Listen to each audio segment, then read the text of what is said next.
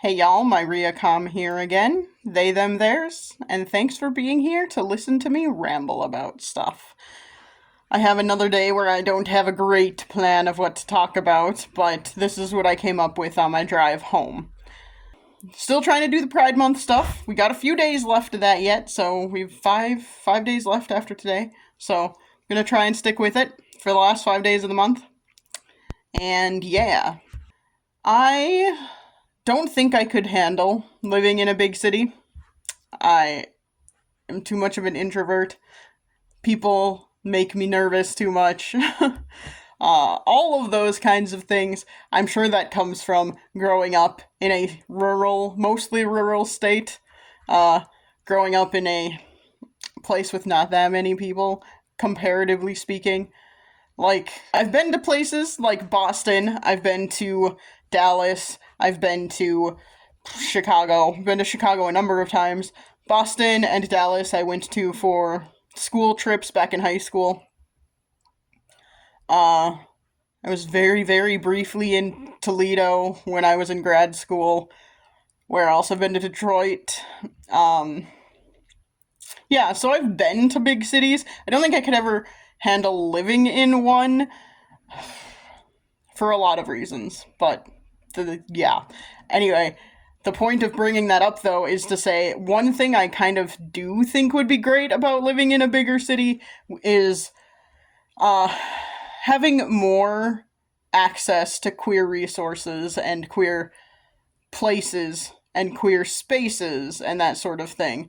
In the city where I currently live, which is like a blue dot like a little blue dot in a very conservative state. In the city where I do live, we have like one major meeting place for queer folks. On campus, we have some representation as well. They used to call it the Rainbow Room, but they don't call it that anymore because it's too potentially controversial. I don't remember what it is called now. But that didn't exist when I was a student, as far as I know. It exists now, and it has existed for several years. There is, like, a queer student group on campus. There's a queer staff and faculty group on campus. Again, I don't really know what's happening with that faculty and staff group.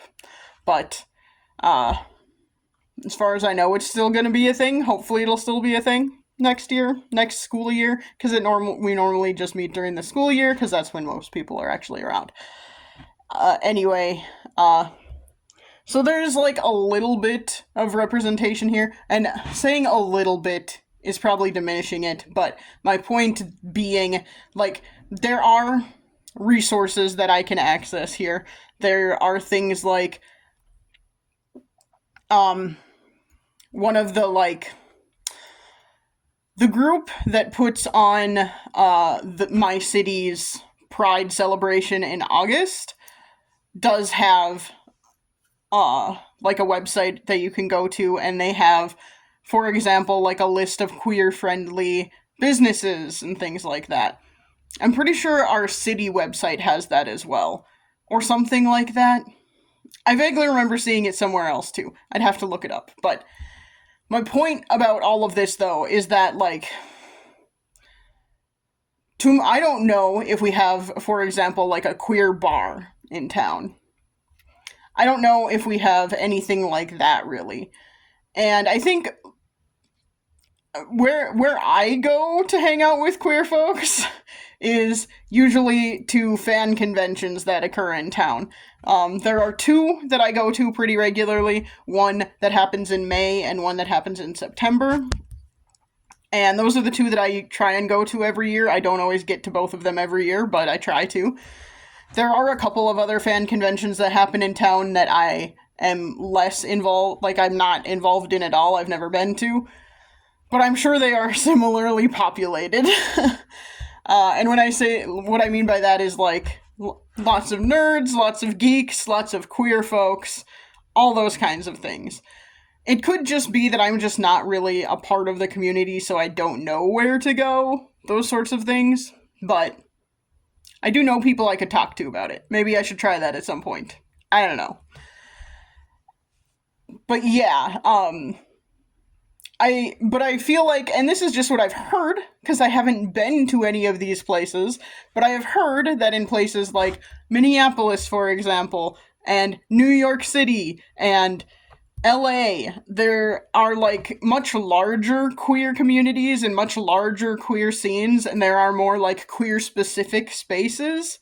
Like I said, there's like one community meeting place in town, in the city I currently live, that works, that is like queer specific, and it's not open all the time, and all that kind of stuff. Uh, when I say not open all the time, I mean, to my knowledge, it's mostly only open on like weekends and things like that. I could be wrong, but that is my understanding. Like, to my knowledge, again, maybe I'm just not as part of the community as I should be, and I just don't know about where things are and where to go. But also, then my question would be, how do I not know, or how do I find out? How do I become part of the community enough to know? How, like, if someone is not part of the community, how do you find out things about the community other than finding it online? And so far, I haven't had a lot of luck doing that. So, maybe I'm just bad at looking things up. I mean, not really. I am trained in research. I have a master's degree.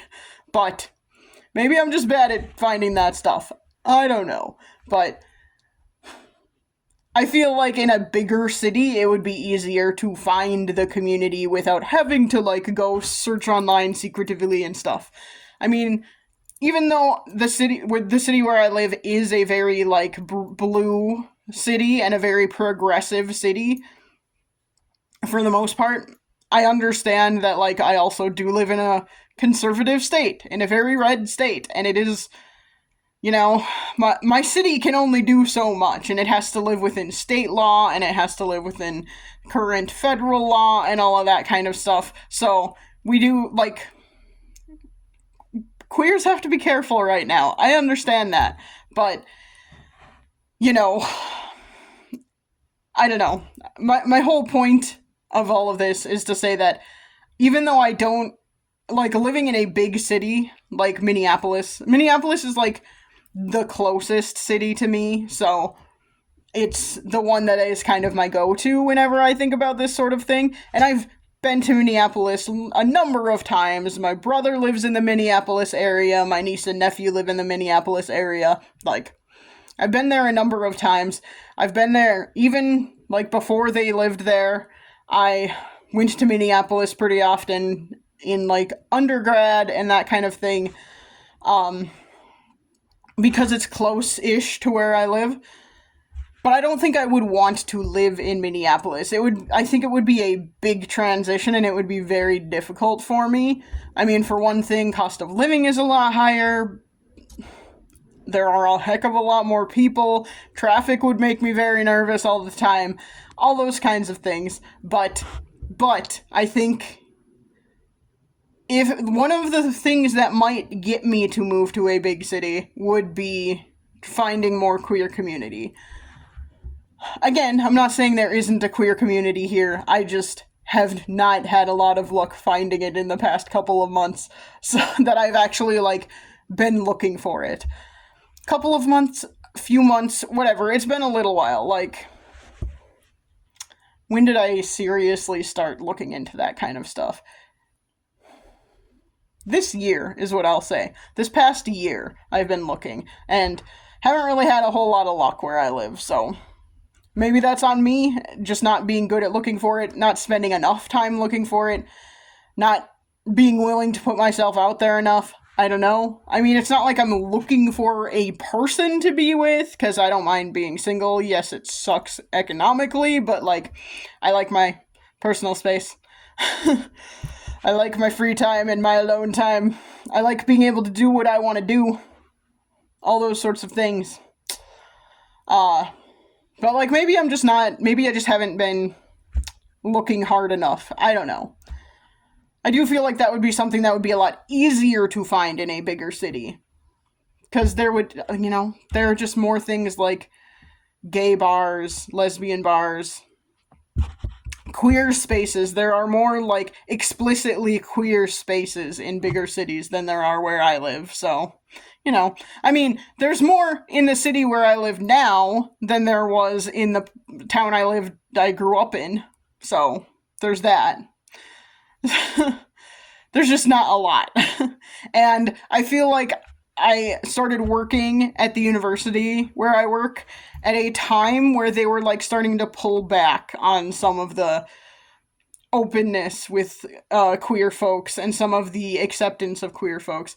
They do still let our queer groups on campus do, like, a Pride Month during April, but it's also, like, been dialed back quite a bit, is my understanding, in the past couple of years, because of safety concerns and things like that. I mean, just as an example, we do have a chapter of Turning Point USA on our campus, and they get to do whatever the hell they want. So, just as an example of what the climate here is like, even though I live in a progressive city, we still, like, it feels like the conservative groups get quite a bit more leeway and get to do a little bit more than the queer groups. So that's kind of a bummer, but I am trying, and I am, like I said, this coming school year, once the school year actually starts, I'm going to try really hard to be more involved. I'm going to try and be more engaged with the faculty and staff queer group on campus. I'm going to try and find out a little bit more about what the student group is doing on a regular basis and see if they would be willing to have some old fart hanging around.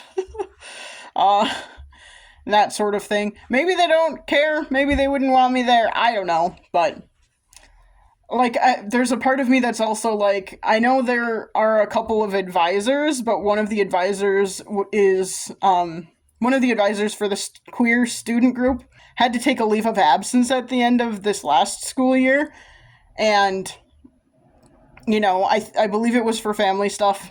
So, who knows? I mean, theoretically they will be coming back, but I don't know that for sure. And part of my thought process is, well, what if that is something I could get involved in if they need another advisor or another, like, I don't know if you have to be faculty for that, though. Not entirely sure. I would have to look at that. I am not faculty, I am staff, so who knows. I would like to be a mentor or an advisor or something like that to students because, I don't know, I feel like I could have used that a lot when I was younger. When I was an undergrad, I could have used that a lot. Part of what I liked about grad school so much was that even though you don't necessarily have, like, an advisor or anything like that in that sense of the word, you don't necessarily have a mentor depending on your program. One of the things I did like about grad school was that it was, like, class sizes were a lot smaller, at least in my program. Class sizes were a lot smaller, so you got to know your professors a little bit more, and you could ask them for help and advice on stuff. And if you were, like, working on a research project of some kind, you could ask any of your professors for help on that. You could ask them for, you know, is this the direction I should be going, or am I missing something important? You could ask for those kinds of things and ask for help and advice, and they would give it to you. And I don't know, I just feel like as an undergrad I could have used that more, and as an undergrad just for life stuff I could have used that more too. So I would like to be that for younger students, especially younger queer folks, if I could do that. But again, I feel like I would need to get into a role where I'm going to interact with students a little more. So I don't know. And academic advisors on my campus do not get paid enough, so I wouldn't be able to do that full time. I would like to, but I wouldn't be able to. They don't get paid enough. At least those positions aren't listed high enough for me.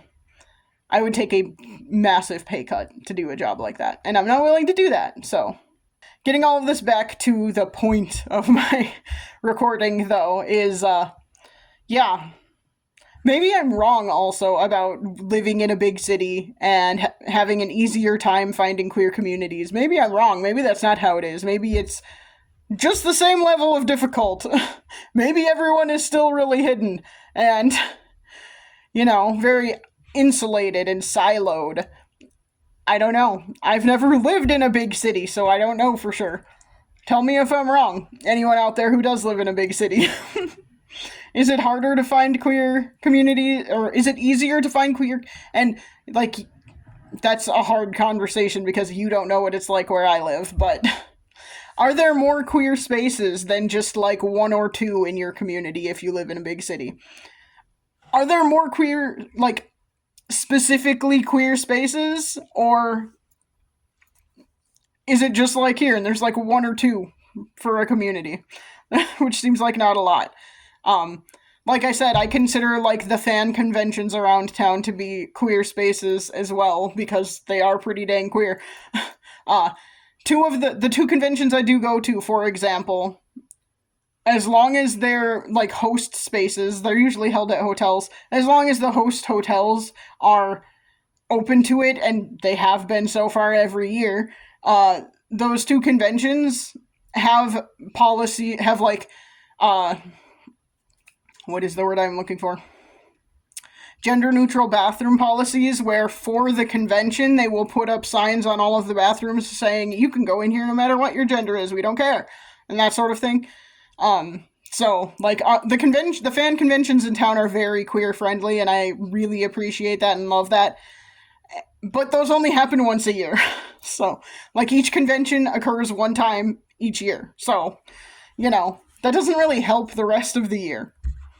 We'll see. Like I said, I'm gonna try and go be more involved in Pride stuff that happens in my city, in August. So, hopefully, maybe I'll be able to find more community there. I don't know. But I feel like it shouldn't be so hard to find that community year-round in my city.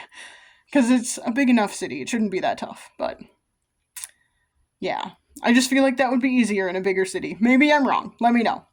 Anyway, I keep repeating myself, and that's a sign that I need to stop. So, thanks for listening. I appreciate that.